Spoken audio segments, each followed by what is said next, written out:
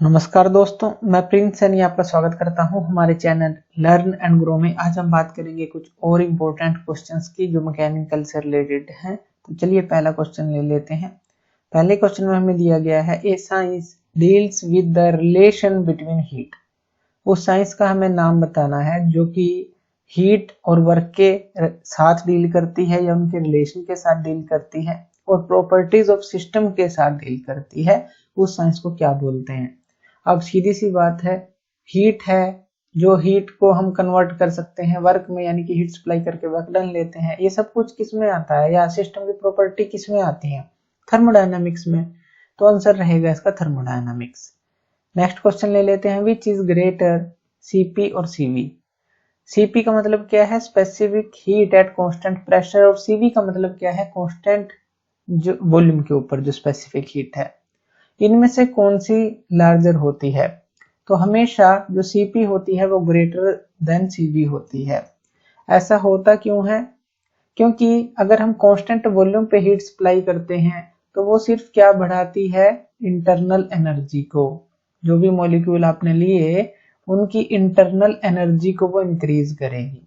ये हो गया। लेकिन अगर कांस्टेंट प्रेशर पर आप हीट सप्लाई करते हैं तो इंटरनल एनर्जी को तो इंक्रीज करेगी। अब वॉल्यूम भी चेंज होगी, यानी कि हमें वर्क डन भी मिलेगा, तो प्लस जो है वर्क डन के भी वो काम आएगी, ऐसा कह लें। तो इसलिए सीपी जो है ग्रेटर देन सीवी होती है। नेक्स्ट क्वेश्चन ले लेते हैं, what is the value of work done in adiabatic expansion. Adiabatic expansion के लिए जो वैल्यू है वर्क डन की, यानी कि फॉर्मूला है, वो क्या होता है? mr T1 - T2 भाई गामा -1 ये होता है, ये याद रखना है।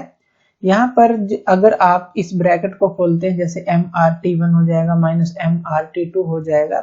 इसको आप अलग तरीके से भी लिख सकते हैं। अलग तरीके से कैसे? यानी कि आप इसको ऐसे लिख सकते हैं P1V1 माइनस P2V2, क्योंकि जो mr_T1 होगा वो किसके बराबर हो जाएगा? P1V1 के। mr_T2 P2V2 के बराबर हो जाएगा, और नीचे क्या लिख सकते हैं? गामा -1। तो इस तरह से भी आप इसको लिख सकते हैं। तो ये ध्यान रखना है, कोई भी फॉर्म आ जाए तो आप इसको इस तरह से दिखाएंगे। और भी इसको हम अलग तरीके से लिख सकते हैं, जैसे mr को अंदर मल्टीप्लाई कर दें हम, तो यहाँ पर क्या आ जाएगा? और यानी कि ऐसे लिख सकते हैं mr_T1, mr को अंदर मल्टीप्लाई कर दिया, यहाँ T1 आ गया, और नीचे जो है हम गामा -1 ले लेते हैं, यानी कि T1 को हम कॉमन ले रहे हैं। तो यहाँ पर ब्रैकेट में क्या रह जाएगा हमारे पास? 1 माइनस, अब mr_T2 जो है उसको हम लिख सकते हैं यहाँ P2V2। इसी तरह से mr_T1 था तो ये पूरा जो है हमने बाहर ले लिया एक तरह से mr_T1, तो यहाँ पर हम क्या लिख सकते हैं? P1V1, क्योंकि देखिए ये P1V1 के बराबर था, P2V2 के बराबर था। तो मान लीजिए आप P1V1 को बाहर ले लेते हैं तो उसको mr_T1 भी तो लिख सकते हैं। बाय में गामा -1 आ गया, ब्रैकेट में 1 माइनस, तो ये P1V1 इसके नीचे आ जाएगा, यानी कि किसी भी फॉर्म में लिख सकते हैं इसको। तो ये तीनों ही इसकी वर्क डन के फॉर्मूले रहेंगे एक तरह से। तो ये थोड़ा ध्यान से समझना है, बेसिक समझना है। नेक्स्ट क्वेश्चन ले लेते हैं, if temperature difference between system and surrounding is 0 then process will B.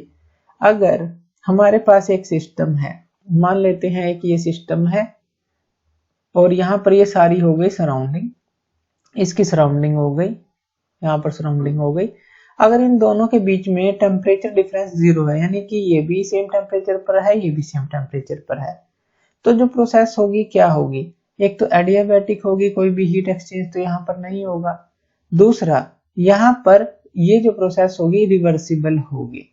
तो कुछ भी आप अगर ऑप्शन आपको दिए हैं तो उनमें से चूज कर सकते हैं। तो सिस्टम और सराउंडिंग के बीच में अगर टेम्परेचर डिफरेंस 0 होगा तो प्रोसेस जो होगी रिवर्सिबल होगी। नेक्स्ट क्वेश्चन ले लेते हैं, volume occupied by 1 kg mole at NTP is equal to.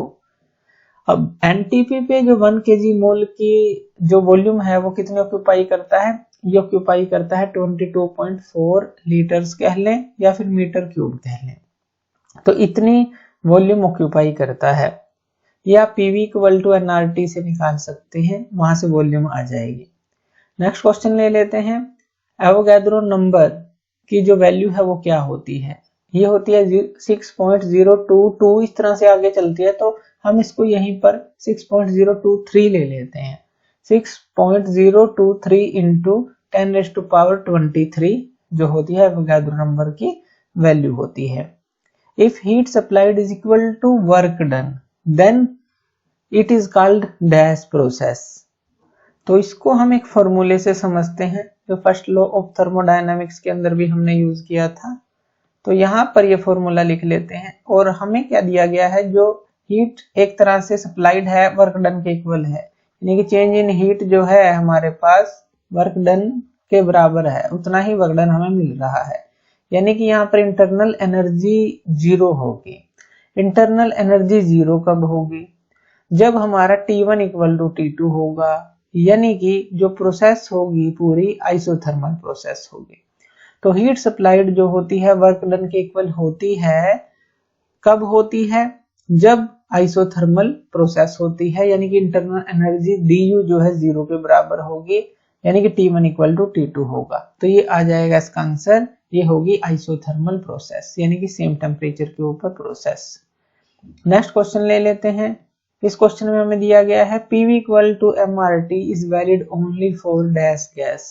अब ये रिलेशन जो है कौन सी रिलेशन है? ये परफेक्ट गैस इक्वेशन है, तो ये परफेक्ट गैस के लिए ही वैलिड रहती है।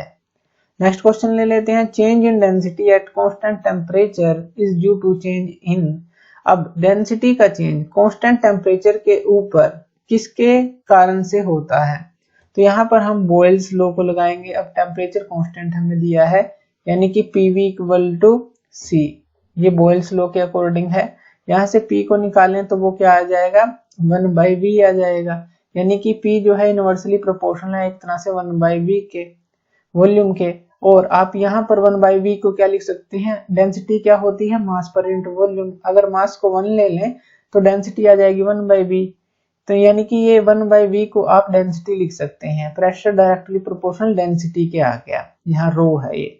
तो प्रेशर डायरेक्टली प्रोपोर्शनल डेंसिटी के है, यानी कि डेंसिटी चेंज किसके कारण से होगा? कांस्टेंट टेम्परेचर के ऊपर चेंज इन प्रेशर के कारण से होगा। तो यहाँ पर इस तरह से आप इसको समझ सकते हैं। नेक्स्ट क्वेश्चन ले लेते हैं। PVN equal to constant if n equal to 0 then the process will be. यहाँ पर ये जो n है ये स्मॉल n है, ये वाला, तो इसको हम स्मॉल n ले लेते हैं, ये वाला।